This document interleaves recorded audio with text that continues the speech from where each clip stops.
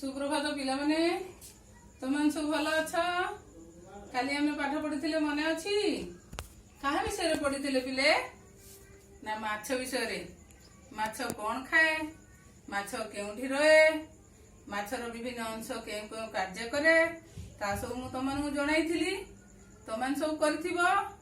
आज आमे आउ एक चित्र देखिबा हैला।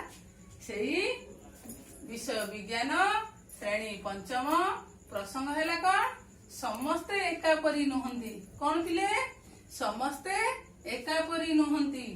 उद्देश्य हैला बाघ ओ ओटो विषय रे अवगत हेबा जानिबा। बुझि पारलो पिले बुझिलो। आमे चित्र देखिबा। देखो एई चित्रटा देखि पारुछो तो ए चित्रटा हे कौन बाघ। बाघ केउठी रहे पिले ना बाघ रहे जंगल रे। तुम कहि देइथिली माछ विषय रे। माछ केउठी रहे पानी रे जल भाग रे। माछर विशेष गुण कौन हैला से जल भाग रहे। सेही परी बाघर भी गुण अछि विशेष गुण से स्थल भाग रहे जंगल रे। देखि पाछ बाघर विभिन्न अंश कान पोटा पोटा दाग लांज बलिष्ठ गोड़ आउ तीक्ष्ण नख बा पंजा। बुझी पारल आउ आखि बुझी पारछ कि नहीं। देख पिले मु बाघर विशेष गुण गुड़ाक तुमको बतई दउछि। देख बाघर कौन जंगल रहे तार बलिष्ठ गोड़ तीक्ष्ण दांत आउ कौन तीक्ष्ण दांत आउ पंजा तीक्ष्ण पंजा ओ दांत थिबारु से कौन करे शिकार करि पारे। आ उटे कौन हैला ना तार शरीर रे पोटा पोटा दाग अछि। देखि पारछ बिले शरीर रे पोटा पोटा दाग अछि। सेथि पई से गच्छ मानक मध्य रे से एमिति लुचि रहे जे शिकार जेमिति आसे से संगे संगे ताकू कौन करे धरिबारे माने सुविधा हुए ताकू। बुझी पारछ तारे पोटा पोटा दाग थिबारु से लुचि रहे ताकू के देखि पारंती नाही। सेथि पई कोनोसी शिकार हरिण किंबा हरिण ठेकुआ कोनोसी जीव आसिले से कौन करे धरिबारे ताकू सुविधा हुए। बुझी पारलो केउठी बाघ रहे जंगल रे। आ बाघर कौन खाए सी हैला कौन मांसासी प्राणी। बुझी पारलो बाघ केवल मांस खाए सेथि पई से शिकार करे मांस जीव से पशु शिकार करे। पशु शिकार करिक से कौन खाए तार कौन बलिष्ठ गोड़ आउ तीक्ष्ण दांत थाए आउ नख बा पंजा थाए। से तले कौन करे शिकारटी धरे संगे संगे ता गोड़ रो जो तीक्ष्ण नख थाए नखरे धरी दांतरे फाड़ी से खाए। बाघर विशेष गुण हैला एटा। तापरे आमे देखिबा बिले आउ एक चित्र देखिलो पिले एटा कौन ओट। देखि पारछ ओट। ओट केउठी रहे ना मरुभूमि रे। ओट केउठी रहे मरुभूमि रे। बुझी पारले पिले मरुभूमि रे कौन थाए खाली बाली थाए।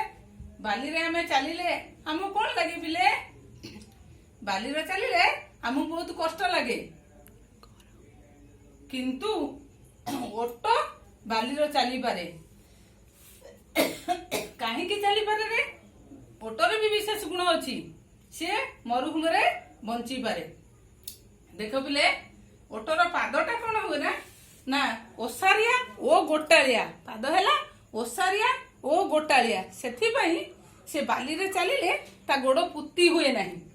सेथि पई से जाई परे आउ तार चर्म बहुत मोटा। सेथि पई से कौन करे मरुभूमि रे गरम ओ ठंडारू निजको रक्षा करे। तार शरीर मोटा अछि शरीर चर्म। आ द्वितीय रे तृतीय रे कौन करे ना से कंटा जातीय उद्भिद खाए। कौन करे से कंटा जातीय उद्भिद खाए। चारे कौन ना से एटा देखि परछ बिले एटा ओटर कुज। से कुज रे चर्बी आकार रे खाद्य को संचित करी रखि थाए। कुज रे कौन करे चर्बी आकार रे खाद्य को संचित करी रखे। ता पाकस्थली पाखरे ଏକ ଥଳି ଥାଏ, ସେଥିରେ ସେ ପାଣି ରଖିଥାଏ। ବୁଝିପାରିଲ ପିଲେ? ଯେତେବେଳେ ହଠାତ୍ କିଛି କାରଣରୁ ଯଦି ଖାଦ୍ୟ ଅଭାବ ପଡେ, ଓଟ କଣ କରେ, ତାର ମାନେ ଖାଦ୍ୟ ଯଦି ଅଭାବ ପଡେ ସେ କଣ କରେ ନା ସେଇ ଖାଦ୍ୟ ଓ ପାଣିକୁ ସେ 6 ରୁ 10 ଦିନ ପର୍ଯ୍ୟନ୍ତ ଖାଇକି ବଞ୍ଚି ପାରିବ।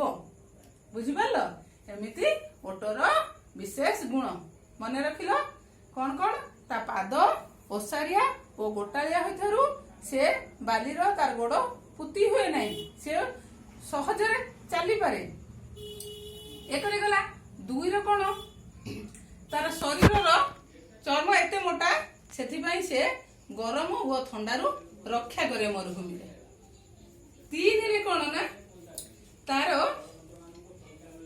ତିନିରେ କଣ ତାର ଏଟେ ଯୋଉ କୁଜ ଅଛି, ସେ କୁଜରେ ଚର୍ବି ଆକାରରେ କୁଜରେ ଖାଦ୍ୟ ସଞ୍ଚିତ କରି ରଖିଥାଏ।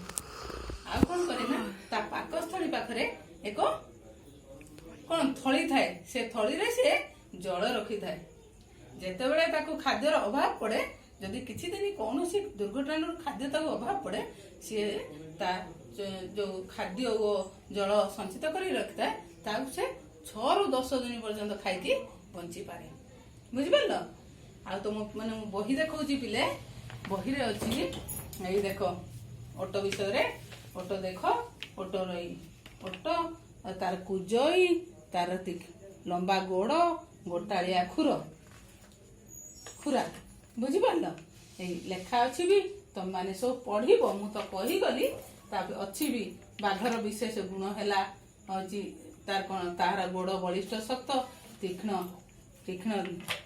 ନଖ, ଏସବୁ ପଏଣ୍ଟ ଅଛି, ତମେ ମାନେ ପଢିବ। ତାପରେ ଓଟ ବିଷୟରେ କହିଲି ତମ ମାନଙ୍କୁ। ଓଟ ବିଷୟରେ ଅଛି ବି, ଏଇ ଓଟର ପାଦ ଗୋଟାଳିଆ ଓସାରିଆ ହୋଇଥିବାରୁ ତାର ଗୋଡ ବାଲିରେ ପୋତି ହୁଏ ନାହିଁ। ଓଟର ମୋଟା ଚର୍ମ ମରୁଭୂମିରୁ ଗରମ ଓ ଥଣ୍ଡାରୁ ତାକୁ ରକ୍ଷା କରେ। ତମ ମାନଙ୍କୁ ତ କହିଲି ନା। ବୁଝିପାରିଲ? ଆଉ ଗୋଟେ କଥା ମନେ ରଖ ପିଲେ, ଓଟକୁ ମରୁଭୂମିର ଲୋକମାନେ, ଅଧିବାସୀ ମାନେ ଓଟକୁ ଜାହାଜ କହନ୍ତି। କାରଣ କଣ? ଆମେ ଯେମିତି ଏଠାରେ ଟ୍ରକରେ ବିଭିନ୍ନ ମାଲ ଗାଡିରେ ଆମେ ମାଲ ପରିବହନ କରୁଛନ୍ତି, ସେହିପରି ମରୁଭୂମିର ଲୋକମାନେ ଓଟ ପିଠିରେ ମାଲ ନେବା ଆଣିବା କରନ୍ତି। ବୁଝିପାରିଲ? ସେଥିପାଇଁ ଓଟକୁ ମରୁଭୂମିରେ ଜାହାଜ କୁହାଯାଏ। ସେଥିପାଇଁ ତମମାନଙ୍କୁ ଏଇ ବାଘ ଆଉ ଓଟ ଏଇ 2ଟି ଚିତ୍ର କରିବ। ଆଉ ବାଘ ଓଟ ବିଷୟରେ ଯୋଉ ଅଛି, ଏ ବିନ୍ଦୁ ବିନ୍ଦୁ ଦିଆ ହେଇ ଦେଖୁଛ, ତାର ପଏଣ୍ଟ ସବୁ ଅଛି। ତମେ ମାନେ ପଢିବ, ପଢିକି ବାରମ୍ବାର ପଢିବ। ବାରମ୍ବାର ପଢିବା ଫଳରେ ତମମାନଙ୍କର ମନେ ରହିଯିବ। ତାପରେ ତମମାନେ ଖାତାରେ ଲେଖିବ। ବୁଝିପାରିଲ? ତମମାନେ ଏଟା ପଢିଥିବ ଆଉ ଖାତାରେ ବି ଲେଖିଥିବ। ତାପରେ ମୁଁ ତମମାନଙ୍କୁ କେତୋଟି ଗୃହ କାର୍ଯ୍ୟ ଦେବି, ତା ମଧ୍ୟ ତମମାନେ କରିବ। ଆଜି ଏତିକିରେ ରହିଲେ, କାଲିକି ଆଉ ଏକ ନୂଆ ପ୍ରସଙ୍ଗରେ ଦେଖିବା। ହେଲା? ଏତିକିରୁ ରହିଲି। ଧନ୍ୟବାଦ।